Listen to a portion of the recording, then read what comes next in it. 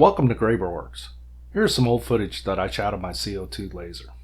This is a view of the interior of the laser and shows a wooden bed for material support while cutting or engraving. The wooden bed is not recommended because it can catch on fire. I used this setup to test a few features for another bed of screws that I'm making that will eliminate the chance of the bed catching on fire. The materials on the bed can still catch on fire, so don't run a CO2 laser unattended or without proper safeguards. This is a view of a setup to engrave paper. It's easy to cut paper with a CO2 laser, but difficult to engrave paper with one.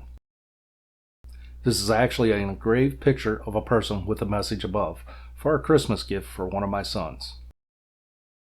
The next item was an attempt to show the detail possible with cutting paper with a laser. This was a test cut of a wedding invitation for my son and daughter-in-law.